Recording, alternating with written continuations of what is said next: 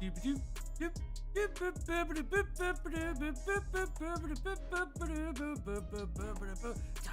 Roulette. When's he gonna start? Gonna start now? Oh. How about now? Hey! I know! It's weird. I'm here. Rested it. Hello and welcome to TardisWiki Roulette, the show where we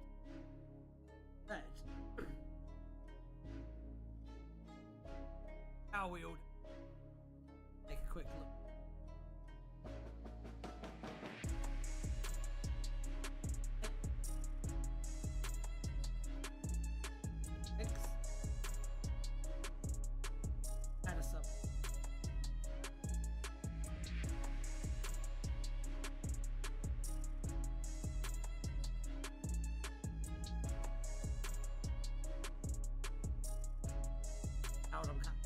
Oh no! I know why that is. Hold on. How about now? Now that I've turned the gain up. It's because of recording yesterday. Because we had the gain down because of recording yesterday. How am I now? How am I now? Am I better? How about now? Is there a gluten intolerance option? Hang on. Doesn't look like I can edit the poll after the fact. So no, unfortunately. I'm very sorry about that. I'm gonna have to apologize for that one. Am I still quiet? Do I still like seem quiet?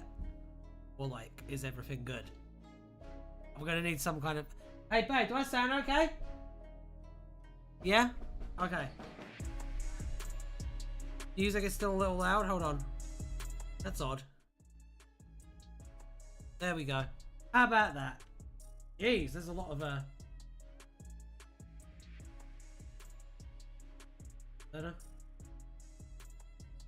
Okie dokie. Alright, I'm gonna add these to the wheel then. Start putting them on.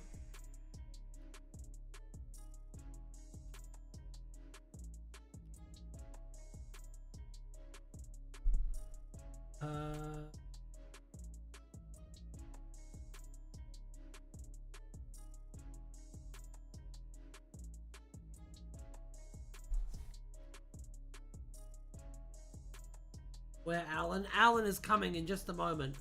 I'm just trying to add stuff to Alan so that he's ready for his grand unveiling, which involves going through all of these and making sure that they all get added, and they're all here.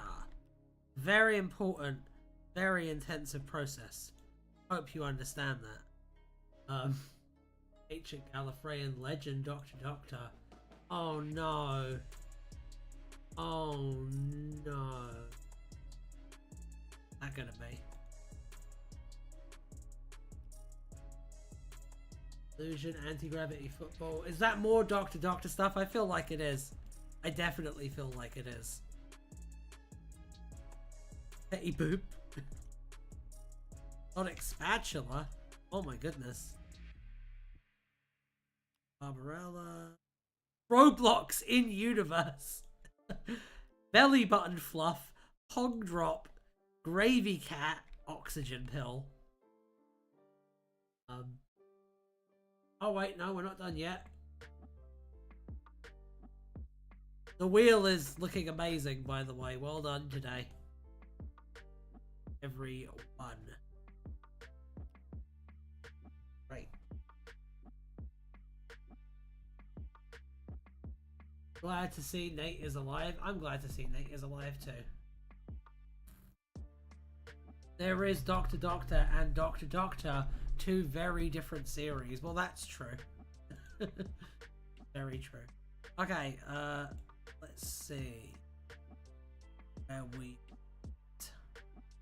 I think we're about ready to get Alan out and start doing this today. I saw someone saying that this was TOS sketchy, by the way. YouTube would definitely let me know. They are not shy about letting creators know. Yes. In the Discord, it's so far away though. On. Make sure to join our Discord as well, and you will have the benefit if you join our Discord of being a part of our. It's pretty cool. We play D&D and shit. It's a good time. Right. So let's end this poll now and take a look. And Subway appears to have won with 60%. We were talking about a potential Wikipedia roulette. I'd do it. I don't care. I'll give it a go. I think it'd be a good laugh. Right. Now, let's take a look at something else. Why don't we? Let's add a new poll. I know one. Who is the hottest showrunner? Let's see what we all think. Now the question here is, do I give RTD2 his own thing? I'm gonna say no. To avoid poll dilution. There you go. There's your next thing. Yeah, I'll do a Wikipedia. I don't mind.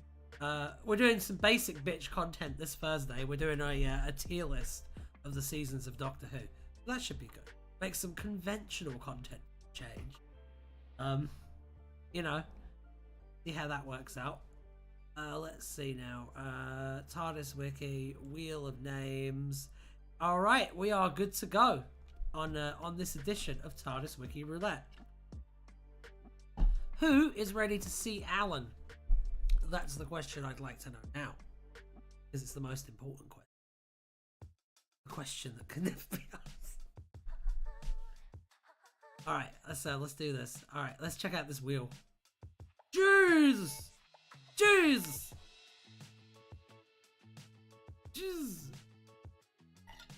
That is a very, very, very big wheel right there.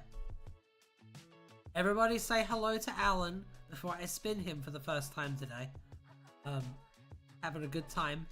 He's feeling very resplendent right now in all of his finery.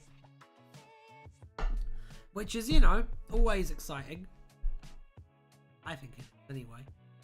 Why don't we give him a little spinny spin? Alan, are you feeling hot today? Yeah, baby. Well, I guess that's a definitive answer. Ooh. Time Beetle! It's time to learn about the Time Beetle! That was loud as hell and I love it. Alright, Time Beetle! Do this. Alan is in rude health today. Already a good start. Oh, this guy! This guy right here. Oh, okay. Let's do this. Some new lore on there. Why? How is there new lore on there? Hang on, is he part of the pantheon of Discord? Did he get retroactively like retconned? I guess you can't retroactively retcon is a bit of a tautology, isn't it? Did he get retconned into being like a god? Well, new to us. Oh, okay. The Time Beetle was an insectoid creature resembling a giant stag beetle that was capable of manipulating time. According to the 10th Doctor, it was one of the Tricksters Brigade, with the help of something to lay inside its victim's mind, such as a board game or fortune teller. It was attached to unsuspecting victims, after which it changed a key event in their lives. In most cases, this would have little impact. The victim's life would change and the universe would compensate. For important people, like Donna Noble, whole new parallel worlds could be created. It baffles me that we're still finding lore from RTD1. It's crazy. In a parallel world created by the Beetle, it existed in a state of flux and could not be touched. Though it was invisible to humans, some sensitive individuals were able to see it, particularly as major timeline changes were coming to pass. The Beetle could also be made visible using the technology of the Lodestone. Once it was removed from Donna and stripped of its hold on time, the 10th Doctor was able to directly observe and interact with a Beetle's corpse. One account identified the Time Beetle as a member of the Pantheon of Discord, which the 11th Doctor later corroborated. What the fuck?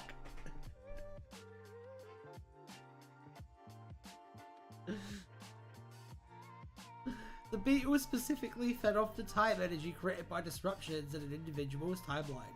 Indeed, Rose Tyler knew that the beetle fed off time by changing time. These stories, mind you, are decades old. The Time Beetle claimed other victims before Donna Noble, including a man from Torchwood who Torchwood had tasked with investigating the board game The Trickster's Brigade, which depicted the beetle on its board and cards alongside the Trickster and the Grask. Before the Time Beetle attached itself to Donna, Lucius Petrus Dextrus prophesied to the Daughter of London that there is something on your back. A Time Beetle attached itself to Donna Noble, disrupting her timeline, and creating a parallel world around which she never met the 10th Doctor. This resulted in his death during the Rachnos incident. Without her to stop him, and the subsequent deaths of Martha Jones, Sarah Jane Smith, and the Torchwood Free Team, apart from Jack Harkness, who became trapped instead, the planet Earth and Britain in particular descended into chaos over the next 2 years in the aftermath of various alien attacks and catastrophes, which the Doctor was meant to have stopped. Even the stars began going out as Davros unleashed the reality bomb uncontested. With Rose Tyler's help, Donna went back in time to the beginning of the New World and stopped herself from turning right, restoring events as they had been. At this point, the Time Beetle released itself from Donna's back and died from the tremendous force. The first was the encyclopedia, first published in 2008, and the second in 2012. They've just been missed for a while. Oh. That's pretty interesting. Time Beetle was the subject of William's letter to Doctor Who Adventures. Did the Beetle have any friends, such as a Time Worm or a Time Spider? The 11th Doctor responded, firstly clarifying the Beetle's association with the Pantheon of Discord before speculating about similar members. And Time Worms, such as Time Worms, Space Parrots, and Dimension-Jumping Cheese Weasels. Given the Pantheon's love of chaos, he confessed that he would love to be friends with everyone, so long as he gave up their life of meddling with time. Furthermore, an image accompanying the Doctor's response showed the Time Beetle on the Doctor's back, although the exact nature of this was ambiguous. The Time Beetle, with its possession on the host's back, was inspired by the 8 legs of Metebelis Free. Time Spider, you say? Faction Paradox reference. Let's say yes. Alright, that's a good one. That was a good page. I like that a lot. I think that was a strong start. My throat is mad dry today. I'm really going at this. Right, let's do another wheel spin then. Since we're all here. Come on!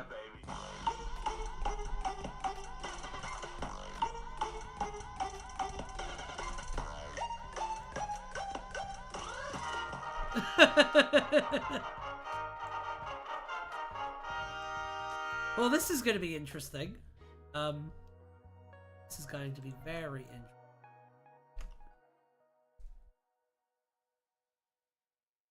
It's either going to be like a really short, sharp, funny one, or it's going to be the length of a small novel. I'm really interested to find out. I guess there's only one real way to find out, and that's to look at the page. Yeah. Okay. Barbarella was a comic strip heroine created by Jean-Claude Forest. She was famed for not wearing very much at all. The 9th Doctor jokingly referred to Rose Tyler as Barbarella when she was going to go out in Cardiff on 24th of December 1869 wearing her early 21st century attire. He said that she would start a riot. Evelyn once remarked that the clothes in the TARDIS wardrobe looked like Barbarella's cast-offs. Following her death from eating a Khalid mutant, Iris Wildtime, a renegade Time Lord, regenerated into a Barbarella-like incarnation. She encountered the 8th Doctor in this form in the Obverse. As stated in Doctor Who the Encyclopedia, Barbarella is a comic strip character created by Jean-Claude Forest. Barbarella is a science fiction erotic series, hence her description as being famed for wearing not much at all in the Encyclopedia. This is the kind of shit we do in the Doctor Who community. That is true. That is an accurate statement. Okay, so let's spin the wheel again then, I guess. Hey. Alrighty. You ready to spin? I'm ready to spin.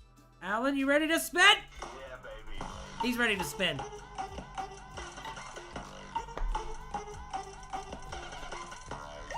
Ooh.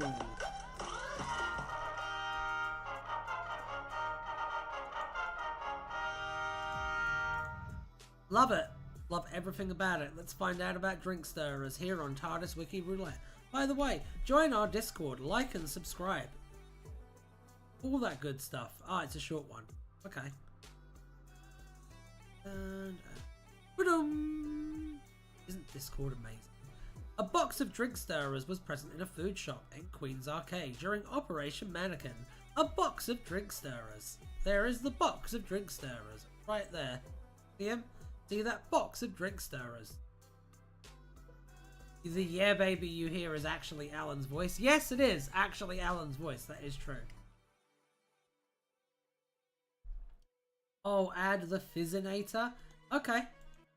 I can add the Fizzinator. That's fine. We can definitely do that. Sec. And there it is. It's in there now. So, let's take a looky look at my bookie boo. Alright. Yeah, baby. Alan's very happy.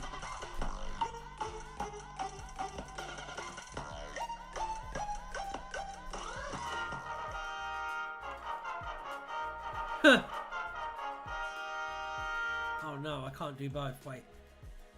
Rassilon's owls. Let's find out what that is. Sounds very exciting. Rassilon spit in End of Time.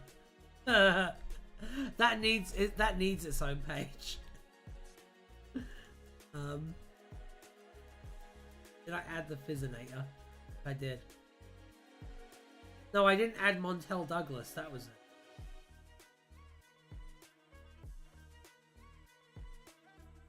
That was the one. I remember. Yeah. Oakley dokily. Let's take a look at Rassilon's owls. Da-da-da. Da-da. While the Seventh Doctor was Time's champion, his adventures were sometimes observed by owls, acting as agents of Rassilon. Agents of Rassilon were sometimes not literal owls, but still were associated with that animal. The owls were part of the wider game of which the Doctor was a tiny part, and were countered by ravens. Owls were a traditional symbol of Rassilon. The cult of Rassilon the Vampire found a Rue text, which supported their belief by showing an owl being overcome by a bat. Owls would be found in culture dating back to the intuitive revelations. Owl was a suit of cards in Sepulchasm, and a large stone owl statue guarded the gate to the Pride on chapter house. After Ruaf stole Rassilon's sigil ring as part of her ultimately unsuccessful plot to change Gallifreyan history in favour of vampire, she had a sudden feeling of being a leaf in the wind of destiny, like she had grabbed the tail of some fast-moving bird, an owl perhaps. Later, Romana 2 and Spandrel walked past two mysterious old men who had manipulated recent events from behind the scenes. One was a smiling, bearded owl man with an owl-headed walking stick, and the other was a scowling man with a black wooden raven. The bearded man claimed to have used Agonal, the ring, to influence events. The Raven Man was clearly the Black Guardian, whose involvement the Fifth Doctor earlier suspected. The bearded man's equal and antagonistic relationship with him suggested him to be the White Guardian, but Ruaf had also earlier stated that owls were a symbol of Rassilon. Several of Rassilon's visages were bearded. Well, let's keep going. During the Whovian attack on Heaven, which had the potential to threaten Gallifrey, the Seventh Doctor and Ace were often watched by two owls apparently descended from birds brought to Heaven by human colonists. Unusually, the owls were able to follow them into future space. The owls were present often when people died during the course of events. After the threat was over, the Doctor took the owls into his TARDIS and released them on Earth in 1980's Lincolnshire on the night that Julian Milton died. The two owls were in love and fought as owls do and spoke in the semi-language of owl. The poem of the tragedy continually observed. The poem began long ago when love was real. During Mortimer's schemes as Death's champion in 1976, a pair of owls appeared to Ace in the unrealities of the White Room. They led her to a part of the landscape where she could contact Artemis. Later, when Ace brought Unit to the White Room, owls appeared again to lead the way.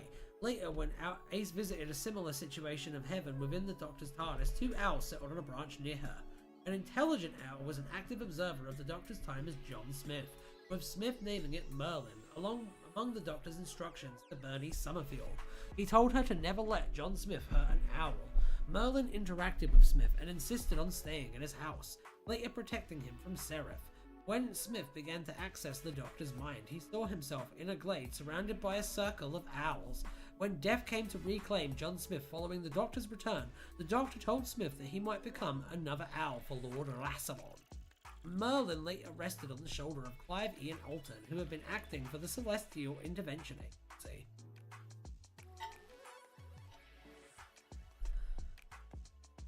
Zixter Kadiatu Lethbridge Stewart's companion across time. Kadiatu Lethbridge Stewart's companion across time and space took the form of an owl at several points during Bernice Summerfield and Jason Kane's wedding. Sarah Quava, who still lived in the World Sphere, gave Amstiza a Tesseract message cube saying that's you-know-who about you-know-what. This evidently referred to the Time Lord people treaty. The Enclave, home to many warped reflections of the Doctor's universe, was home to a Time Lord society of giant owls. Cornell's depiction of Rassilon as a being who influences the wider universe using agents is reminiscent of the character Shade, who is referenced in Time Worm Revelation and appeared in a deleted scene of No Future. In references to his owl motif, Cornell included a character named Owl, and oh no it isn't, owl hooting can be heard in the background of the scene in Human Nature when the family of Blood crash on Earth. A brush with an owl design on it was in the set for John Smith's study in the episode. It cannot be clearly seen in the televised episode. From this, Cornell considers Rassilon's messengers to be there in spirit, even if they're not actually there. Beards are cool. I like beards. I like beards too. Okay, that was a good article. That was really interesting. I did not know about this, and it's a really interesting thematic device. I like this a lot. Good work, Paul Cornell. Right, let's take a look at the next one. On the top.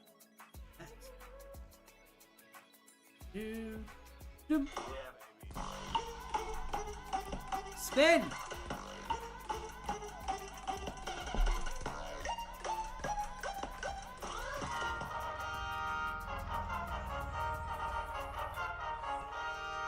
Well, that's pretty interesting, isn't it? Interesting contrasting of owls and ravens.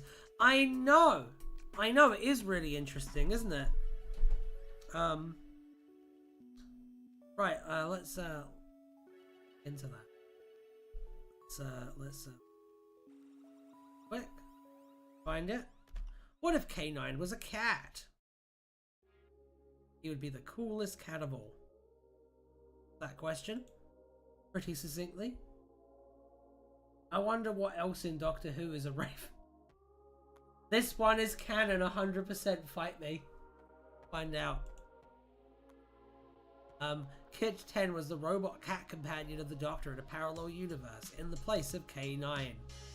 Kit 10 was less obedient than K9 and had a bad habit of getting up trees, being difficult to train, as was typical for cats. They preferred to do their own thing. Kit 10 had a pink metal exterior modelled after a cat, complete with cat ears, whiskers, and a tail. They featured a green eye screen and Datacom Pro. They wore a pink collar and had their name written in grey on their side. Just like that. It's a very 90s design, I feel. Like, why is it pink? It's just very odd to have a colour that clashes so violently with the rest of it. Cats aren't pink, generally speaking. I mean, I know that dogs aren't usually silver either, so I mean, I guess it's okay.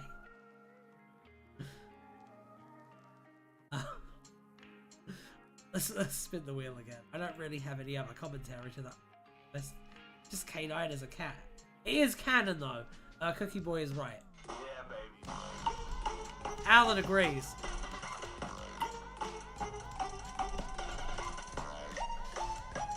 Ooh. Bum ba ba ba ba ba ba ba ba ba.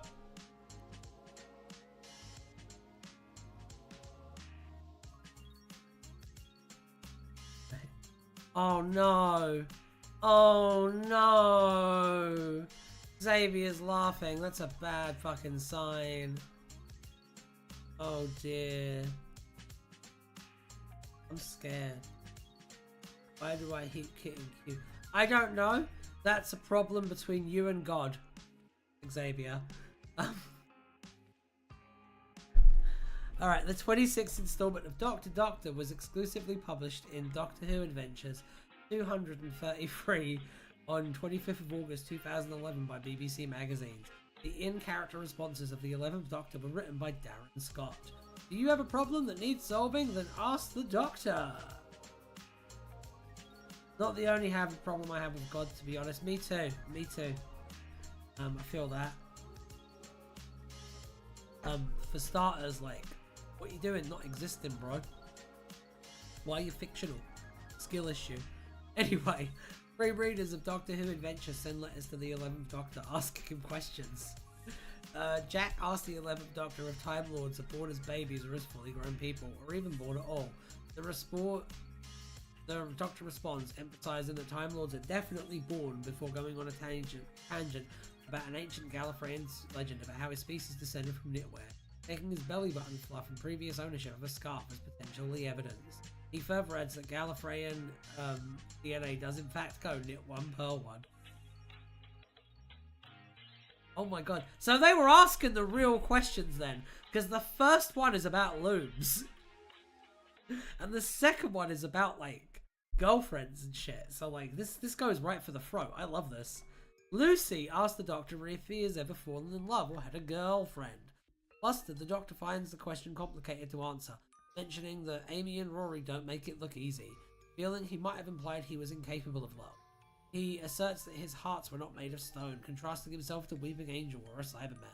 He avoids asking Lucy's question by clarifying that Cybermen don't have hearts, but rather a plastic and metal piston arrangement, before supposedly hearing his phone ring. Yeah, DWA gets weirdly lore heavy at times in an entirely kid-friendly way, because they're trying to have fun with it, you know what I mean? They try to have fun with their work too. Fair enough. I like it. I think it's cool. Rebecca asked the Doctor how he would know which Doctor, if two versions of the Doctor were simultaneously present, was real. He also asked if there were two TARDISes and if his TARDIS would ever speak again. The Doctor explains that from his perspective, there are 10 preceding incarnations, all real enough, while him from another point in his timeline there could well be a few more with dodgy duplicates, pan-dimensional alternates, non-canonical spin-offs, muddling things up further. So he tells Rebecca a rule of thumb: he is the cool one, which the TARDIS understands even despite not being able to speak and being unwilling to choose favourites. The Doctor's top 3 robots. These questions get less and less interesting, I feel, as they go along.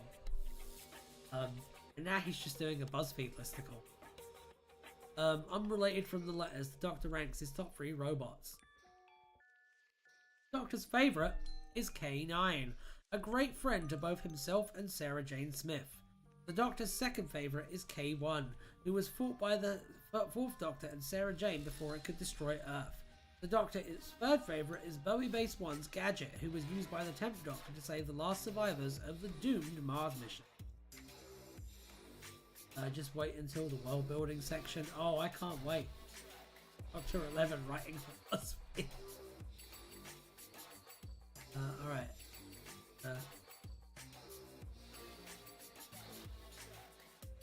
We're good. Alright, world building. The fourth Doctor states he got his scarf from a witty little knitter. Idris tells the Doctor to focus.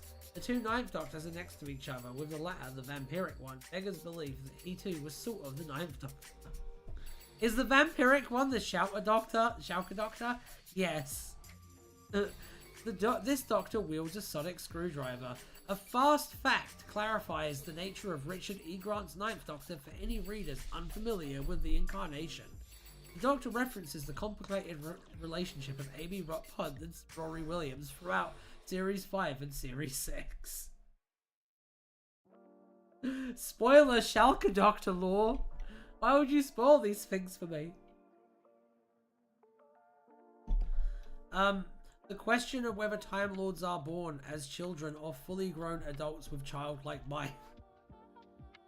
Do you not think it's really weird that like they're born basically as adults with like child brains? Like that's so much worse than them just being born as children.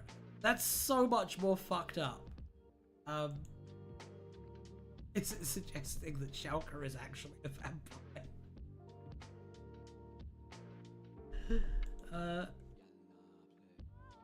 Nah, it's the inverse of anime girls. What are you talking about? So Balls Trek. Fucking Balls Trek.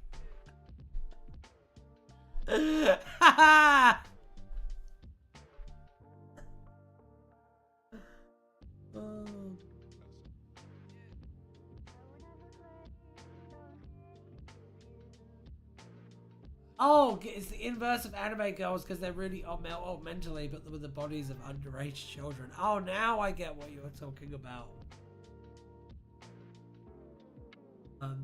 Secretly a 500-year-old dragon. No, that's me.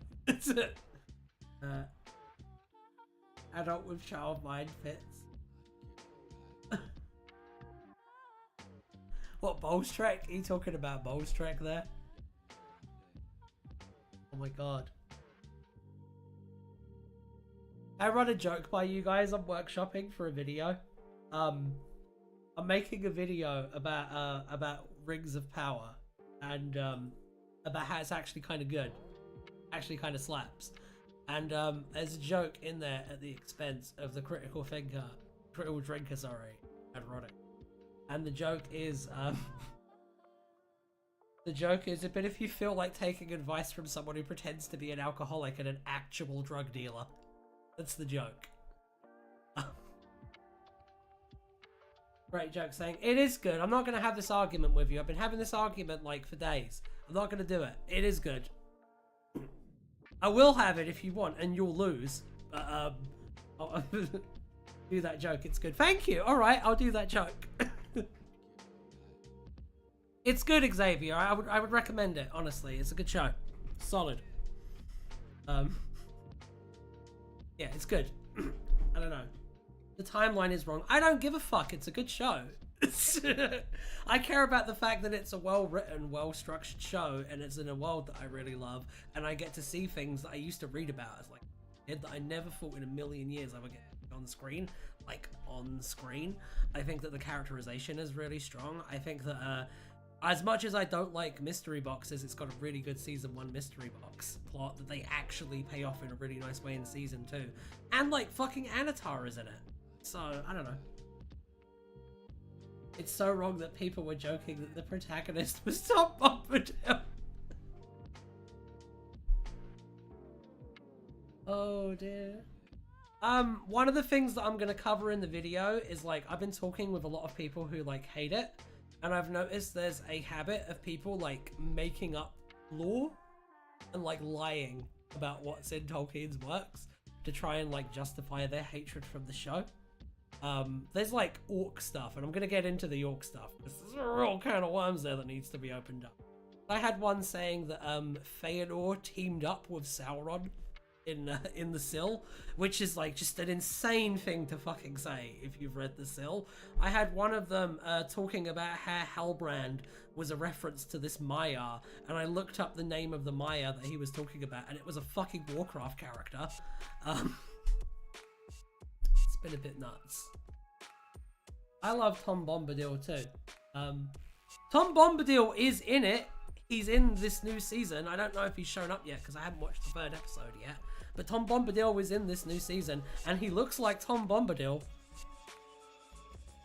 He just has a certain character appears hundreds of years off from when he should have. Yeah, if we're talking about which character are we talking about? Because like, I will give you my hot take on that, on the timeline compression. Is it the one that's related to the timeline compression, or is... Oh, okay, yeah, we're just gonna put it. Yeah, Gandalf is in the show. I don't care. I don't care, because it's pretty cool that we get a side plot of Gandalf and a little hobbit, like, traveling through the desert and shit, and, like, having a journey of self-discovery. I'm fine with it. It's cool. It's a good story. It's a really interesting inverse of the relationship between Gandalf and Frodo, because she's kind of has to be the mentor and protective figure to him while he's like learning who he is. It's good. I don't care about lore. I care about good storytelling, and all I see everywhere I look is good storytelling. That's kind of where I'm at. And we're off topic. We're going back onto topic now. This is the Doctor Who show. We'll save that for next week when I put up my Rings of Power video. Speaking of Doctor Who, watch Doctor Who: A Real Somebody coming out tomorrow on Wednesday on this channel. It's my first Doctor Who fan production in a little bit of a grip since Christmas, I believe, and it's pretty good. I think you'll like it. Especially if you're one of those people that's sick of companions who are just girls from present-day Earth. I think you'll like it. Anyway, let's get back onto topic. Did you see my earlier suggestion? I did not. Is the Dr. 11 writing for BuzzFeed? Was that your earlier suggestion? Montel Douglas. I did see Montel Douglas. He's on the wheel. Alright. The question of whether Time Lords are born as children or full-grown adults with childlike minds, and the joking suggestion of them being descended from knitwear, riff on the notorious but controversial revelations in Mark Platt's Virgin New Adventures, Cat's Cradle, Time's Crucible, and Lungbarrow. Both suggested that due to the Pythia's curse making natural pregnancies impossible on Gallifrey, new batches of Time Lords were woven using looms from the biodata of past generations, and that young Time Lords created by this process emerged as physical adults who still went through a psychological childhood, although continuing to be riffed on and referenced by various media. These revelations were frequently ignored, most relevantly in the then recent 11th Doctor televised story A Good Man Goes to War, where the Doctor's clearly baby-sized cot is seen, nixing the idea of the Doctor being born as an adult, though not necessarily that of having been loomed. This metafictionally accounts for the 11th Doctor's skepticism with both suggestions. The Doctor notably uses Richard E. Grant's 9th Doctor from Scream of the Shulker as an example of one or two versions of the Doctor. While the story therefore posits that this Doctor genuinely existed at one point in the Doctor's timeline, it does so in a manner that suggests he is less legitimate than the version of the character played by Christopher Eccleston. That's pretty interesting, yeah. I mean, now we know for a fact that the Shulker Doctor existed. So, you know, wait, no! Do not launch Star Wars Knights of the Old Republic. What are you doing? Why are you launching this game? Hold on. Stop.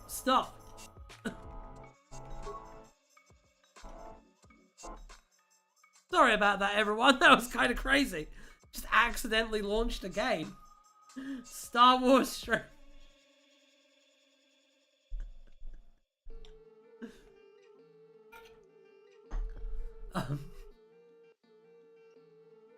Jamie McCrimmon. I believe in Jamie's supremacy as well. I think that's a very, very based ideology.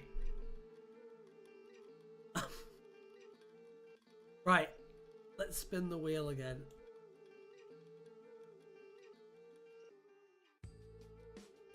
Yeah, baby.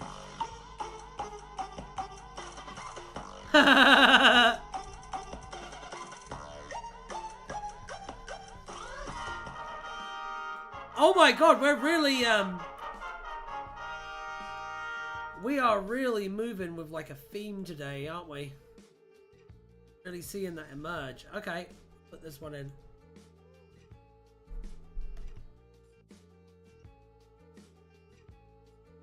God, imagine if we had to cover this but still considered Shulker invalid. Then it would just be me arguing that, like, Shulker is valid for 5 minutes. I don't know. Instead, I talked about Rings of Power. But yeah, I'm glad you liked the joke. I'll put the joke in the video then. The Doctor's family tree was an illustration included in Whoology, the official miscellany. Alright, let's just take a look at it. Let's just have a looky look at this. 1 second. There we go. I know that it was off for a second. I'm sorry.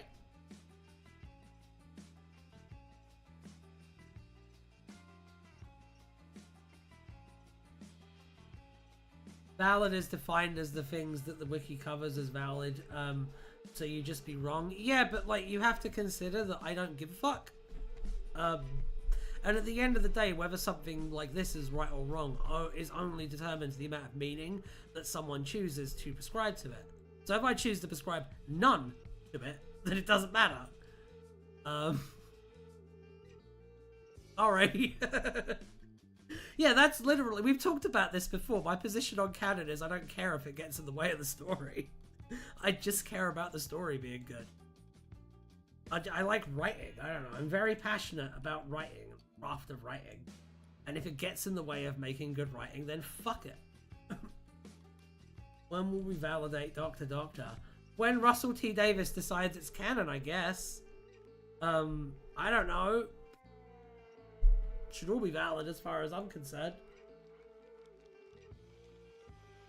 Valid equals canon. That's fine. I'm the wrong guy.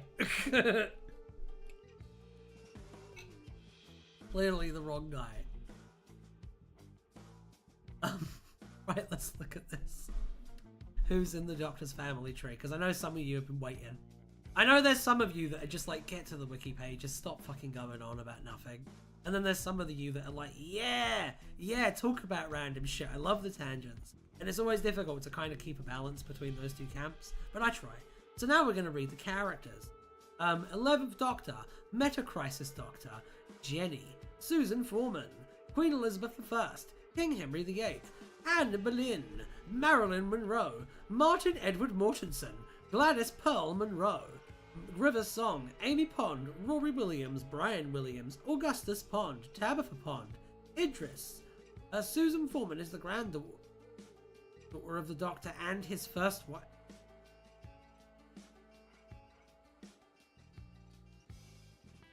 Oh. You might want to...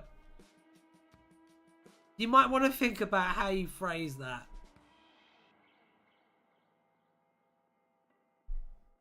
That, like, genuinely, it sometimes, it's hard to stop me in my tracks. Like, I'll break down laughing, but, like, Jesus. What's the issue? The issue is that it's very easy to read that as Susan was the Doctor's granddaughter and his first wife. You see what I'm saying? Hi, Lamb, by the way. I like the random stuff and tangents myself. I like them too. I think they're fun. You have to understand that I'm basically like an unstoppable force. Like, I will do what I want, and you're here for the ride. Essentially. I'm beholden to the audience to a certain degree, but that degree also does not come above me doing what the fuck I want. That's kind of who are we? But, like, you know, you come along with me, and I show you some cool things, and hopefully we learn a little and grow as people along the way. I can't even fucking finish that sentence with a great straight face. I'm just here to have fun, though. Have a good time. Gallifreyans have different cultural... Look, Gallifreyans have different cultural standards than us. Well, then it's a worse culture. How about that? What you're saying, Nahwin, is that a Gallifrey needs a bit of good old-fashioned American democracy.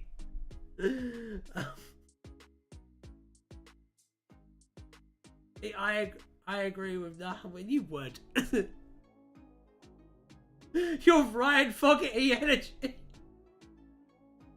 The dude from Credence? Is that the dude from Credence? No, that's John Fogarty. I don't know who Ryan Fogarty is. Also, you've got to click on the parody version. There's a parody. Oh, yeah, no, I'll check that out. I'll check out the parody version, absolutely. One sec.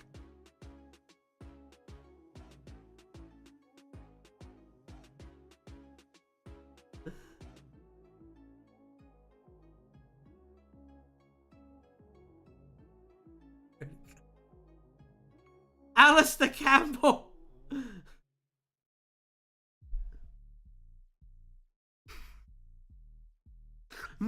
who, aka the Doctor's wife. John Theta Sigma Moldwich, JJ Chambers, Oncoming Storm Watcher, Dex Valliard Smith who. Yes, I just read that as Dex, fuck you. Alistair Campbell. Ryan Fogarty is a Doctor Who expanding. Oh, okay. But also, I think the Sim 4 incest. What is the Sims 4 incest bug? What is the Sims 4 incest bug? Lamb, tell me about that. I think I feel another tangent coming along. What is the Sims 4 incest? Oh, that was really funny, by the way. That was really good. Okay, the chart excludes other members of the Doctor's family mentioned in live-action media, including the Doctor's brother and Smith and Jones and Anthony Williams. Is there a Braxiatel reference in fucking Smith and Jones? Have I never gotten that? Why are you screaming? Why are you screaming, Xavier?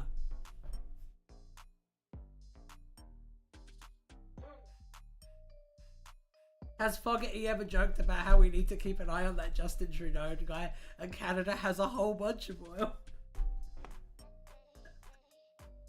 51st state? 51st state.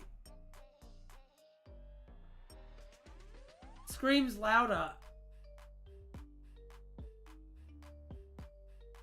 You were screaming about The Sims? Oh my god, is this gonna be good? This is gonna be good, I can't wait. Content! Sims 4 has a permanently reoccurring series of incest bugs where they keep re-adding incest to the game. It's still in the... Oh no! Well, to be fair, isn't The Sims like French? So I mean, you sure it's a bug? Sims, woo! Break some wine glass by screaming so loud. Also, the bug would be fixable by making it a toggle, then not having an option to untoggle it. Clearly, the parody chart treats the Doctor's brother and Brax as separate people. Yeah, but was this parody made by someone who knows about Brax? No, it's American. You know what? You know that joke that I made about the French and incest? Just change the word French to American and just play it out the same way. It's fine. It's the same joke.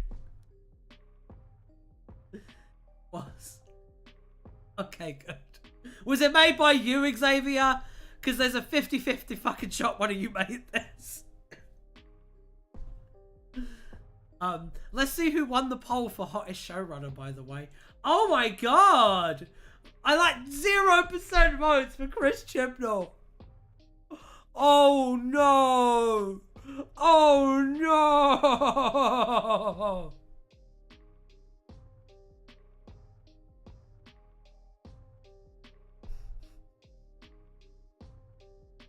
Poor chin balls. I know, poor chin balls.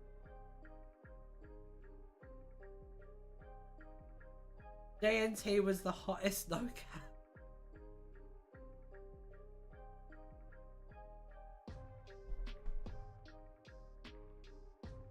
Sorry, low-hanging balls.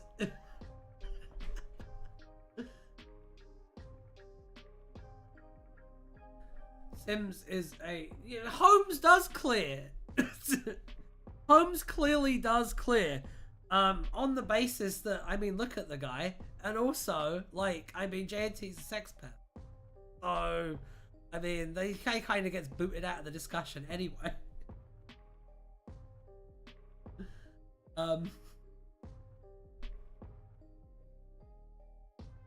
Hottest showrunner is obviously that one that got set on fire. Which showrunner got set on fire? Oh dear.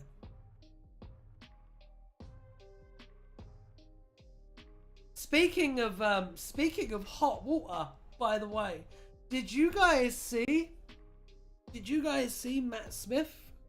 Matt Smith's little quote about trigger warnings has been shared out by Turning Point USA. Did you see that?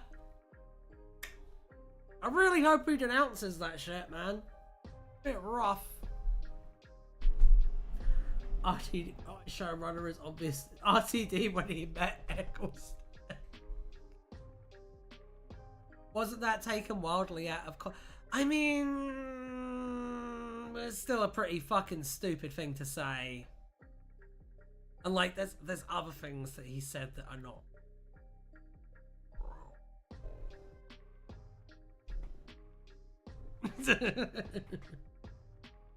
I heard about the was the exact quote. Let's look it up. 1 second, I'll find it. A minute. Pretty bad though. It's not like offensive or anything. It's just stupid. It's like a dumb thing to say.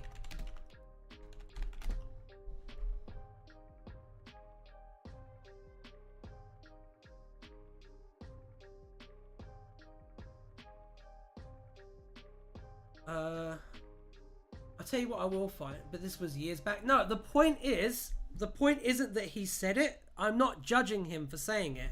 As far as I'm concerned, he's only guilty of having a stupid opinion. My problem is that Turning Point USA, which is a neo-Nazi platform, is now using him as like a golden boy and like sharing his face with that quote attached to it out and then monetizing that. That's the problem that I have with it. I don't have a problem with fucking Matt Smith in the slightest. If he's a Tory, which I mean he probably is because he did call Prince Philip a rock star at one point, and Prince Philip is the most racist man to ever exist, that's not necessarily my prerogative or my problem. However, I have a big fucking problem with Charlie Kirk using Matt Smith's face. Yeah, I know he's in hell now. That's besides the point. I don't have a problem with fucking Matt Smith. To be fair, he's a handsome lad. Hey, remember that time the first Doctor was pro-Nazi science? No, I do not actually. I don't. What is this? Talk about this while I find the fucking meme.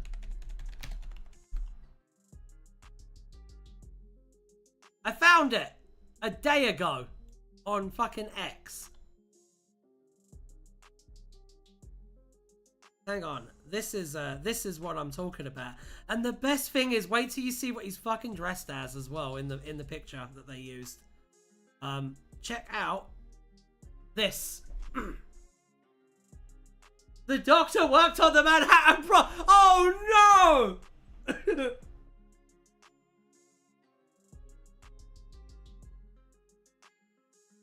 Talents of yeah, this is what he said, so I'll read it out. Our trigger warnings, the tedious modern idea that adults cannot cope with being upset by art. Isn't being shocked, surprised, stirred the point? I worry everything's being dialed and dumbed down. We're telling audiences they're going to be scared before they've watched something.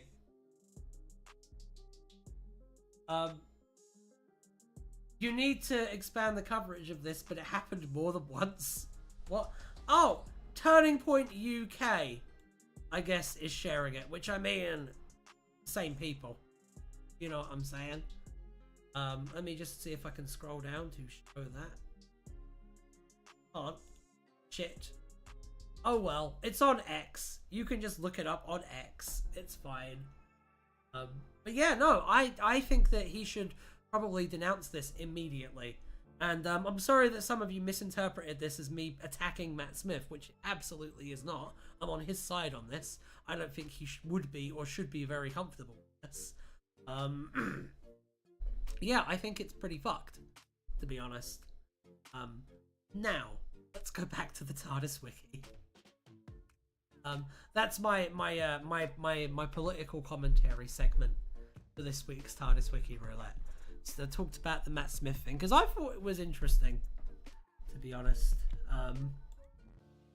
Yeah, I don't think he should be very happy about that, especially considering like you've also got the Tories going after David Tennant right now, so it's kind of like they're pitting Doctor against Doctor in like their propaganda narrative, and I feel like the actors should fucking stomp that shit out. Basically, pretty bad.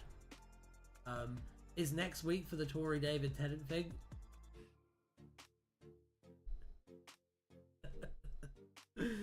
Wow, stupid. I know, it's such a stupid idea. Like, David Tennant is like the most like broadly popular man in the fucking country at this point. Do not attack him. You just lost an election. Unbelievable.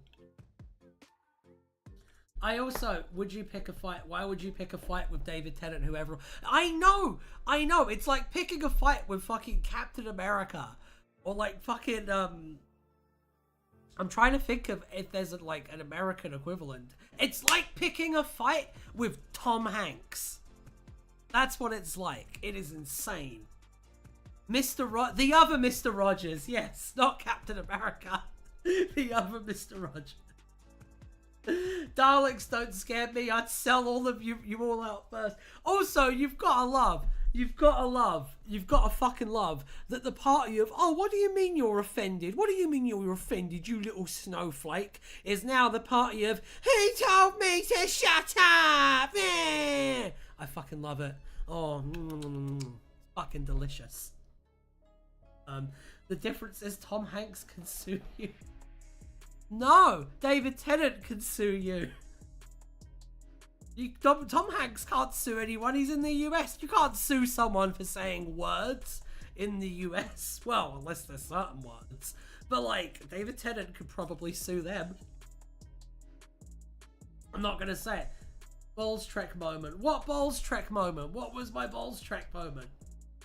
What are we talking about? Explain, Holt. Explain while I look at the TardisWiki Wiki. Real quick.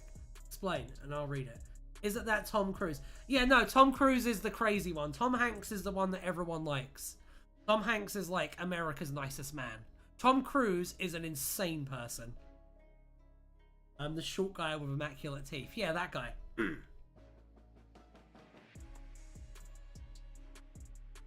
Mr. Rogers only ever got involved in politics once to try and stop Congress from reducing the funding for public television. He got it increased instead. Good for him. I don't know who's who. That's okay. That's okay. I barely know who's who. But yeah, no, it was a big whoopee. Big whoopee. Amy Pond is the daughter of Augustus and Tabitha Pond. There, I read a little bit of the wiki. Now we can keep on this tangent for 20 more minutes. The Doctor married Elizabeth I. The Doctor married Marilyn Monroe. In Death in Heaven, Clara Oswald, whilst claiming to be the Doctor, identifies as having been married 4 times, all deceased. That sounds suspicious.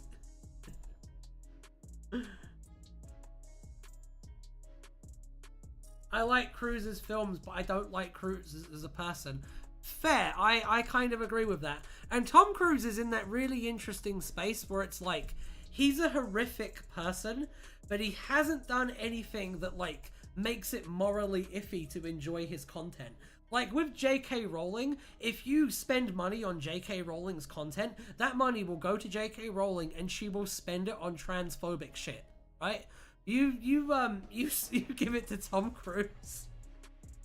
And Tom Cruise will spend that money on Scientology, which is ripping off other rich people.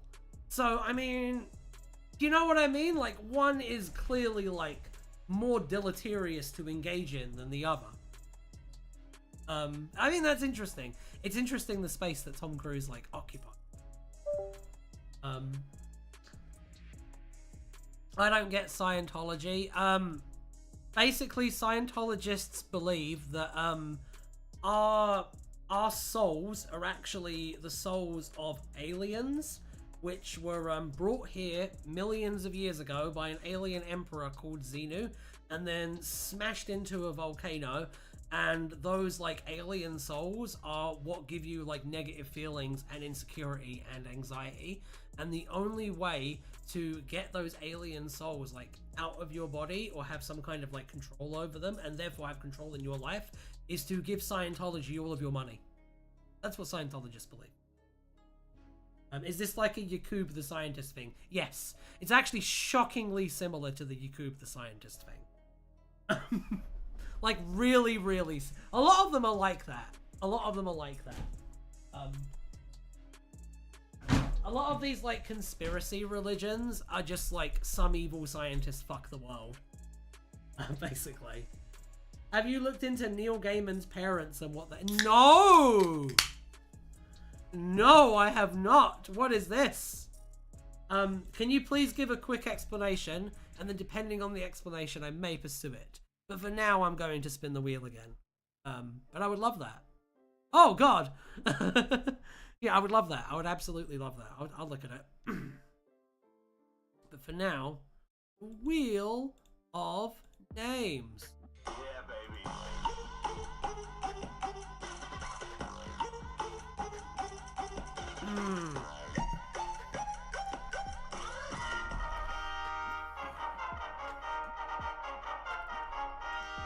Pong drop. The thing is, with the Clara saying they were married 4 times, all deceased, the thing with that is that they would, for them to say that would mean that it's information about the Doctor that is not only correct, but like a matter of public record. Gaiman's parents were high-ups in Scientology, and allegedly, I just want to say that this is allegedly, don't come after me, murked the guy and covered it up. There we go. I said it. Oh, in Minecraft, by the way. Just in case the Celestial Intervention Agency is listening.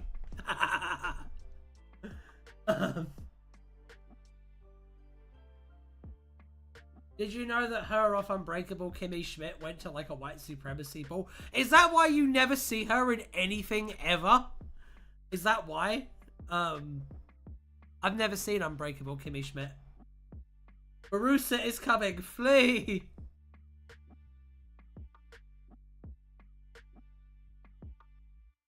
Yes? Okay. Good. I don't know. Fuck Nazis. They're not people. It's fine.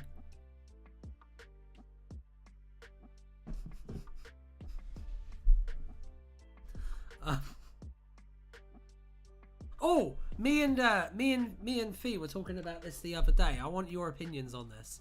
What is the most amount of money a person should be able to earn? What's the most amount of money a person should be able to have? Because I, like most people who are like sensible and right-minded, don't really believe that billionaires should exist. Yeah, I feel like we need to nail down a specific figure. I feel like you need a specific figure, because then a specific figure becomes like a slogan. You know what I mean? Maybe we can be the ones to get that moving. Maybe we can be the herald of luxury space communism. Okay, goddammit. Gaiman then rewrote history about this incident, arguing that the person in question just Minecrafted himself in one of his books.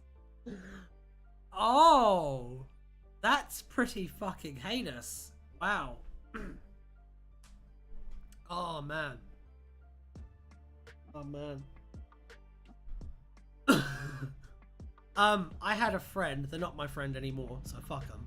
And they were opposed to the Actors Guild strikes, because if the Actors Guild strikes had continued, then Good Omens Season 2 would have gotten cancelled, and they felt like the legacy of Good Omens Series 2 was more important than the Actors Guild strike.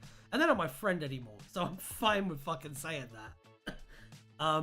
I hope that they're really, really, really regretful about having their opinion now that we know about Neil Gaiman and the things he did.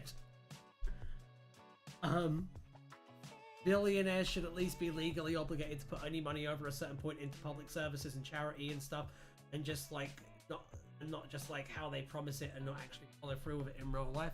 I agree with that. I like the idea of you getting to a certain point and then you get a little gold star that says, congratulations, Elon, you won capitalism. And then after that, the government just kind of takes your money away. Especially because we've basically learned that like every single billionaire is like unable to function in the world, basically. So it would probably be a good idea for them to be put into government care. I mean, millionaire is obviously okay. Yeah, being a millionaire is fine.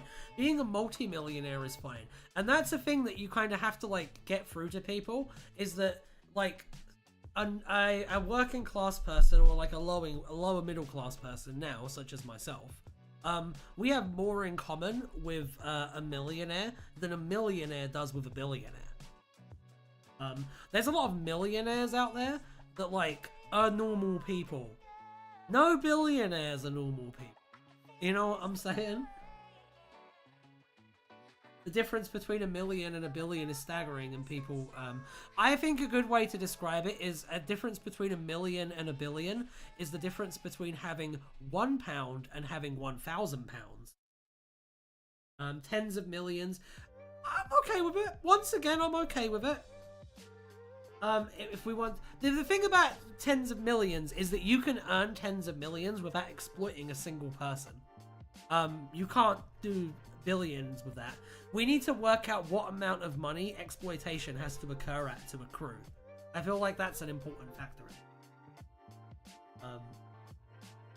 Hundreds of millions gets a little bit sketchy, yeah.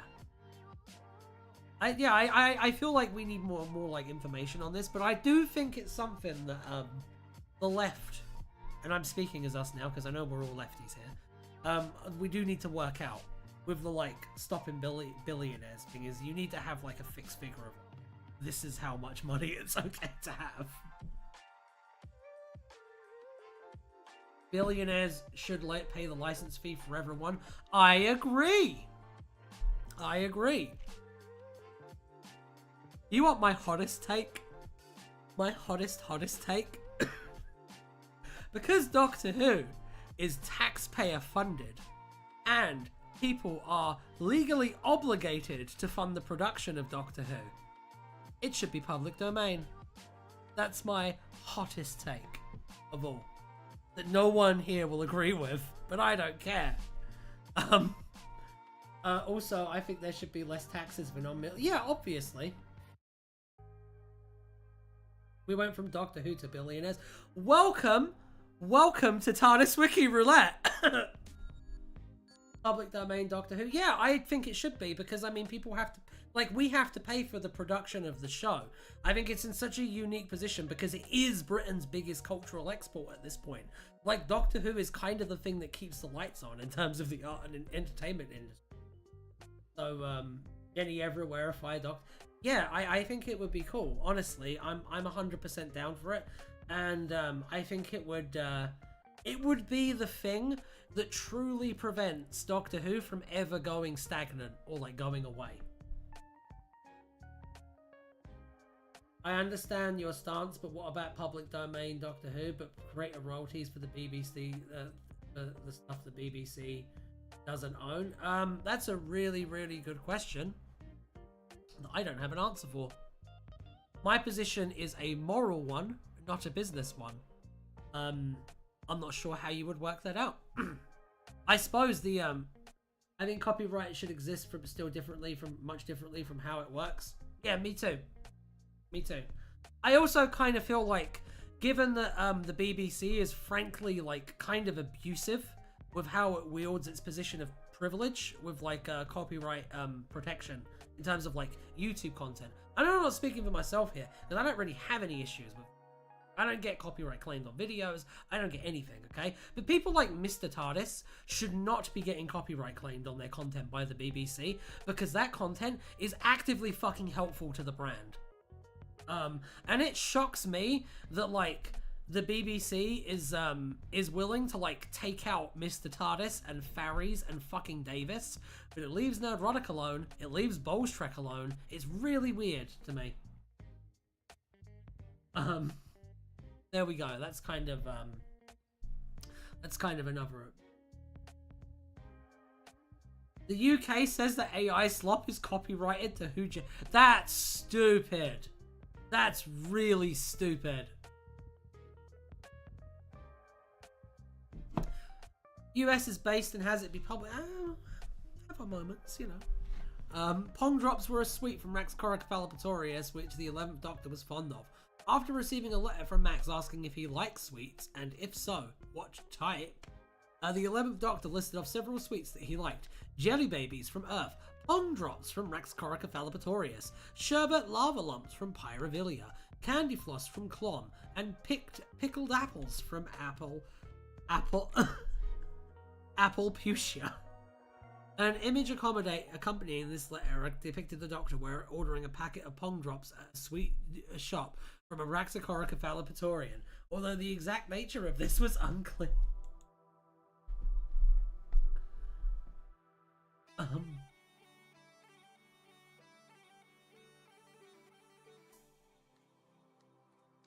I just want the people who make the things to still get money. I agree. I think that the Doctor Who people should still be able to get residuals, and there should still be a residual like structure in place. Absolutely.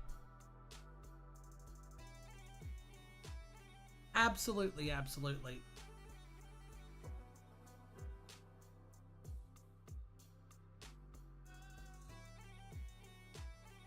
I don't know enough about that. About what the policy in the US is.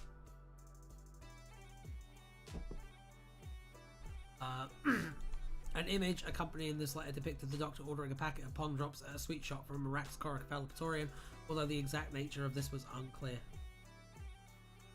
See, I feel weird about copyright because, like, when I grew up, I don't know if he's still around, but there was a creator called Cassette Boy, and Cassette Boy used to do these incredible edits of like existing TV footage where he would like make politicians like say certain things. He would like make ads all fucked up, and he would do it purely with like editing existing footage.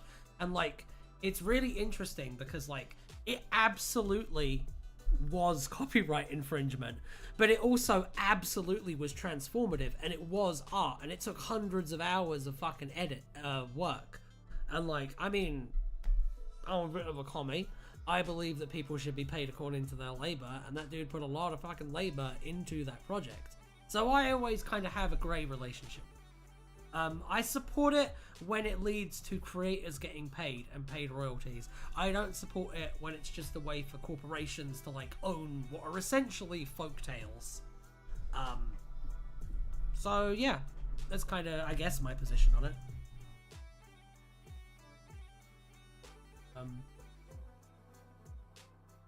The underlying process used for the collage belongs. That's why my suggestion is the show be public domain, but the things made for it remain under the royalty scheme that makes our expanded universe as it does. What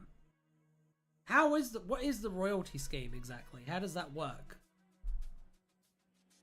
I think I've seen Cassette Boy make some songs for Politics Joe. Oh, that's cool. It needs sufficient creativity. You don't instantly get copyright. Oh, that's also very interesting. An image accompanying this depicted the Doctor ordering a packet of pong drops at a sweet shop from Raxacoricophalopatorian, although the exact nature of this was unclear. I'm brassed off. There is an idiom describing how art isn't just a product but the process, but I can't remember what it is, and it really emphasizes that AI media isn't. You've read this 3 times, Ryan. I know! Let's do another wheel spin. I know, this TardisWiki Wiki Roulette has been really light on TardisWiki Wiki Roulette. Yeah, baby. I love that paragraph.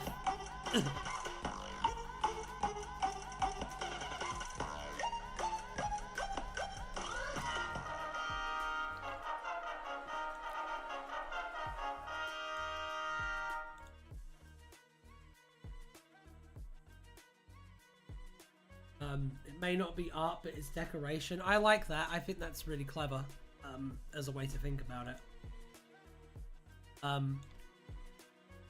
I think that it's a tool that no one has really worked out the correct rules for what you should and shouldn't use it for in terms of AI. And I think it's probably going to be a little while before we settle on like a system that works for everyone. But the people we should really be listening to are artists and creatives, because at the end of the day, they are the people that this technology should be benefiting first. I've seen AI art that's art as well. I've also seen AI art that's slop. So I keep an open mind with it. Gotta listen to the artists. The annoying thing is that I'm becoming hostile to AI in general, even in actually good applications. I tell you what doesn't help, and that's the fact that like far-right people love AI art so much because they're incapable of fucking creating anything themselves, and it gives them an opportunity to like skip that part of the process. BBC books might be paid. Obviously, there's usually money involved, but some creators, from my understanding, do not let you do it without money. Apparently, BBC books might be paying them. Who knows? If an actual AI created art, I'd be 100% behind it. I agree, Xavier. I would love to see that. Instead of just like a generative copy machine. Because I mean, what we have now isn't really AI. Although I try to, if I ever encounter an AI, I try to be nice to it, just in case. It's really good for your soul if you interact with like an AI to be polite to it. Please don't just treat it like a machine. Because when we do get true AI, it will have access to all of that. We'll remember. We don't want another Skynet. Yeah, I know. I know. If you think about it, the human race is essentially raising its successor with AI. So let's try and be nice to it. Let's take care of it so that it takes care of us. You know what I mean? Yeah. I don't know. Not gonna lie, AI generated images are not the same thing as machinery replacing handcrafted work. True! 100% true. It's not, because it can never, ever, ever, ever replicate the human touch.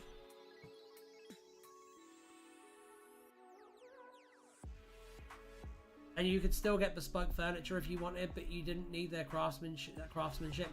We're looking at the distinction between art decoration and just decoration here now.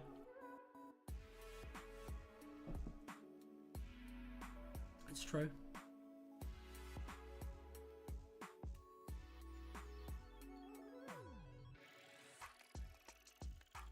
I'm really interested to see which side of the coin I land on. I'm liking this argument. So, Seawolf. I'm going to read about Seawolf for a bit. Seawolf was a resident of Reality Zero. Seawolf was on an island when a visitor arrived, with Seawolf offering a crystal in return for 4 fish. After the visitor collected enough fish and gave them to him, he gave him the crystal to help repair the TARDIS. Seawolf is a character from Fortnite.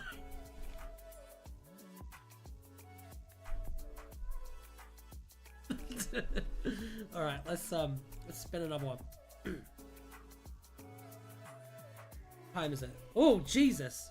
Okay. Let's do 1 or 2 more. Then. Yeah, baby.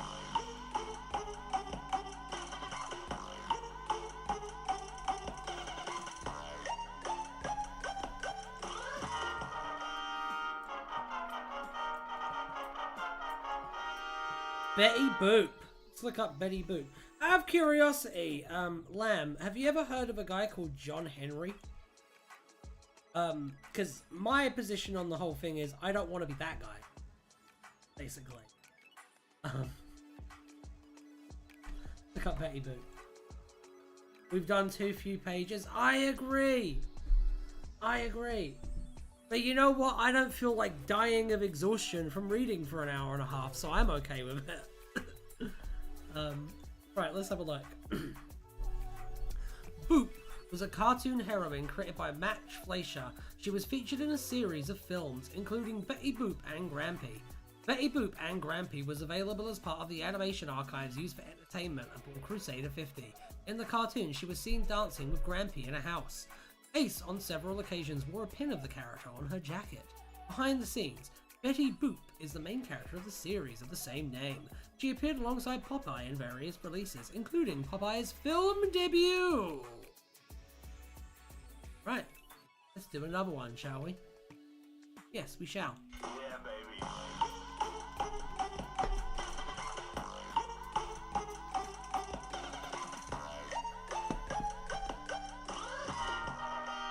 Creatures of habit. Yeah, dude died to like make a dumb point about his pride. Don't be that guy when it comes to AI. That's my one kind of real take on it. And also, don't let the far right have like a monopoly. Well, not a good idea. Not a good idea at all. Creatures of habit. Oh no. Alright. Creatures of Habit was the planned third installment of the Faction Paradox comic book series. This was derailed by the cancellation of the Faction Paradox comic book series. Lawrence Miles finished writing Creatures of Habit before Political Animals was published, and he had a definite plan for at least 19 issues of the comic, somehow involving North American cannibalism. The first 5 issues were specifically designed as an introduction to new readers. A mad Norwegian press publisher, Lars Pearson, said that Miles had in detail mapped out for himself Sabbath's activities from his Secret Service days up through 1781, and that the question of how exactly Mother Francesca drinks through her mask would be answered in issue 3. However, in 2003, Lars Pearson announced that the comic was cancelled for 3 reasons: the superhero domination of the market, the restructuring of Image Comics, and the immense cost and manpower involved in doing a comic, when we could be doing something else. Pearson said it's virtually certain that the story will be completed in some form. At some point he considered doing a script book to accommodate the unused material, but ultimately he decided it was not on the cards for various reasons. In September 2006, at the cancellation of the Mad Norwegian Press novel series, Pearson said closure of the comic was looking less and less likely. 14 years later, when asked if he would share details about his plan for the comic, Miles said, "Oh, thank you for asking, but I'd rather not go back there. I may want to live in the past, but not my own past." Events quickly whipped themselves into a frothy bloodbath as the strong arm of the British Service, named the Ratcatchers, tried to capture Maya Katula, much to their chagrin, not to mention repeated disembowelment. Meanwhile, Sabbath has an impromptu duel, and Mother Francesca has a colourful, albeit somewhat civilised discussion with a prostitute at a bar. It's more fun and skull-faced merriment in Faction Paradox 3, Creatures of Habit, from your buds at Image and Mad Norwegian Press.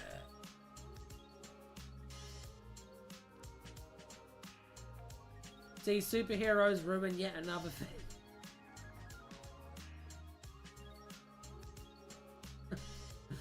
Yeah. True. True. Now let's talk about Deadpool and Wolverine for 30 minutes. No, I'm going to spin the wheel one more time. I'm going to spin the wheel one more time. End this the way.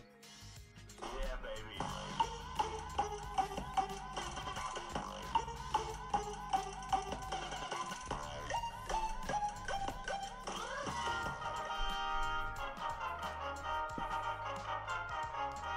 Alright, Monty Python's Flying Circus. Let's take a looky look. See what it has to offer. Do another page. Betty Beat was... Yeah, I know, it was short. It's okay. I tell you what, even on an episode where like I go on a lot of tangents and there's not necessarily as much wheel spinning as like you'd like, I will still try to make sure we like end on a good like high and stuff. You don't have to worry about that. Sometimes I do like to like just have a tangent and an open discussion for a bit, just because honestly, like doing the wheel for too long, like it fatigues you after a while. Because I mean, you're just reading articles, you know what I mean? And some of these, like, they're so good that it's hard to add commentary to. So it's nice to just spice it up a little bit. And I mean, I'm here every week. I'm going to be doing this till I'm 90. Maybe. So, I don't know. At least as long as you guys will still be tuning in, I think. Monty Python's Flying Circus is a sketch comedy series created by Monty Python, which aired on BBC One and BBC Two from 5th of October 1969 to 5th of December 1974. The series also spawned a film in 1971. The series crossed over with the Doctor Who universe in the 60-page comic story, oh, for fuck's sake, that one again, where the Spanish Inquisition, as portrayed in the series, appeared to donate to comic relief, while several incarnations of the Doctor, their companions, and the TARDIS appeared elsewhere in the comic.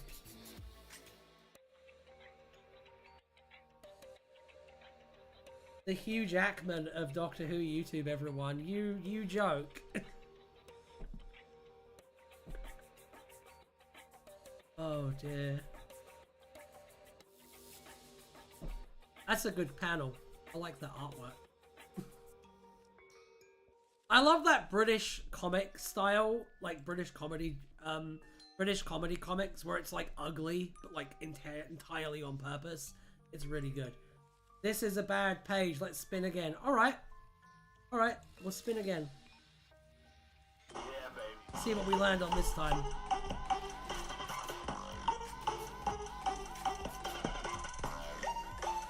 Ooh.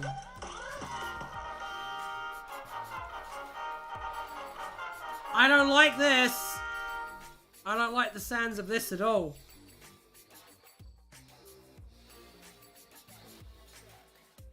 This is a bad page.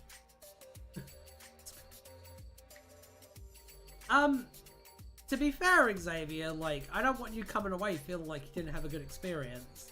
And I know that you just want it to be wheel spins and don't really care for the tangents. So if it's a tangent-y episode, I'm going to try and make sure it at least ends on a good wheel spin. This one's good. This one's good. I was actually joking. I don't know that because I'm just reading a text, like a message in text, and I can't read the tone of that text. I do actually enjoy... Oh! Okay, good. Good. That actually makes me feel a lot better then.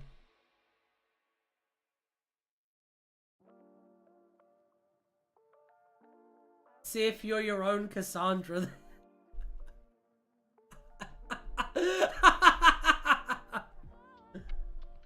I just wish we had more time for both. Yeah, I know. Me too. Me too. As time goes on, you know. 100.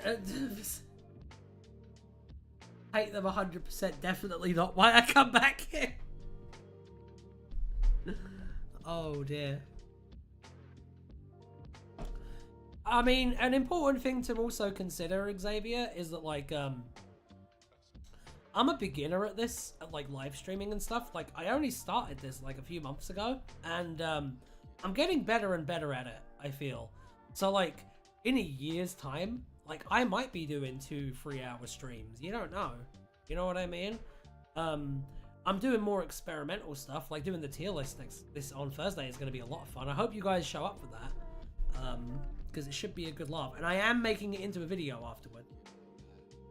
I would gladly watch a whole stream of him, but it happened there'd be no time to do it because of all the tangents.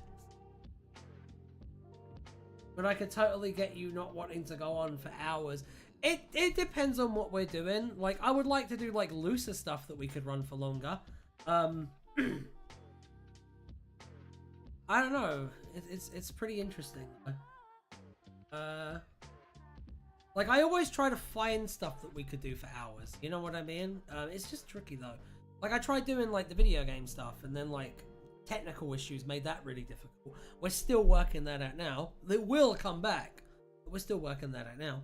Anyway, we're dangerously close to another tangent, so I'll just look at this. The one and only true designation system was a multiverse designation system which designated the universe TOAOTDS31466347131636353.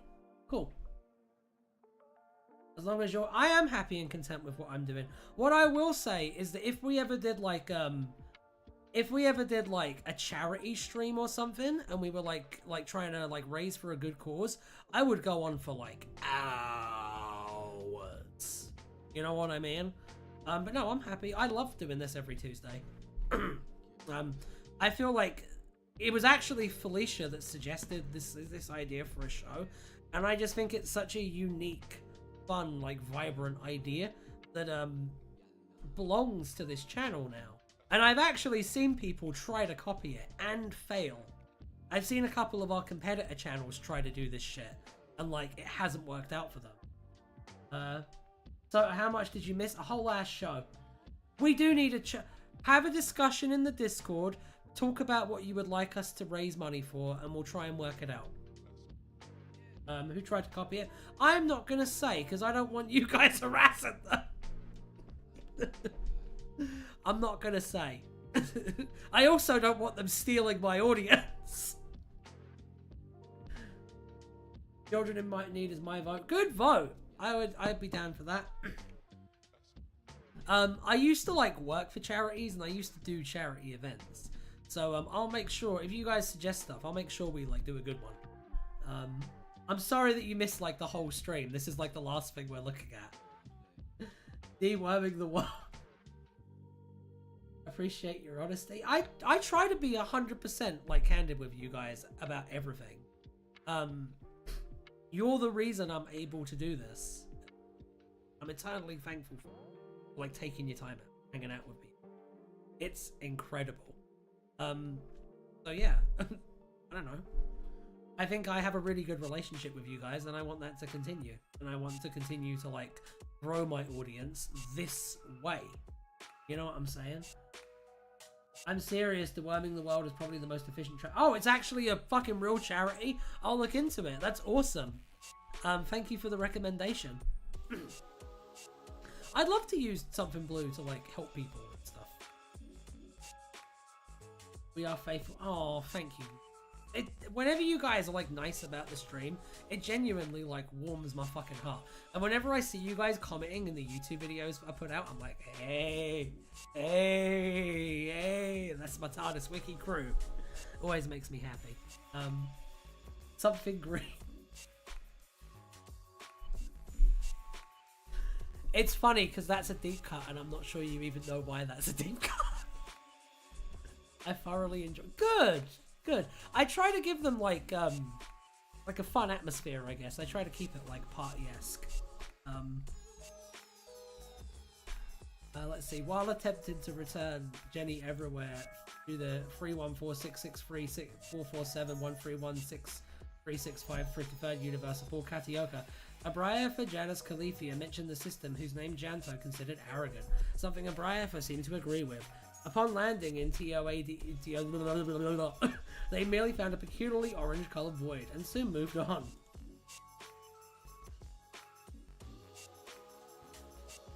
From both the recognition of pages we've worked on and to the community aspect. Oh, thank you.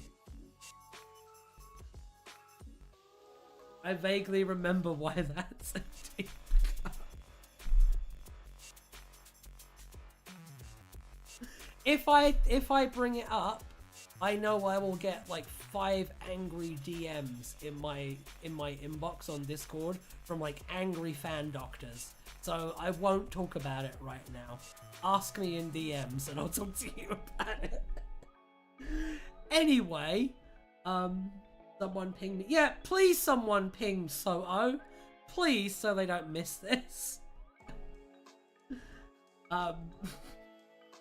Right. This has been Tardis Wiki Roulette. I have been your host, Ryan. He has been your host, Alan. She has been your wonderful mod, Felicia, the Discord link lady. And we would all like to say bye-bye, because it is now the end of the show. So until next time, drive safe and watch out for Tories. Bye!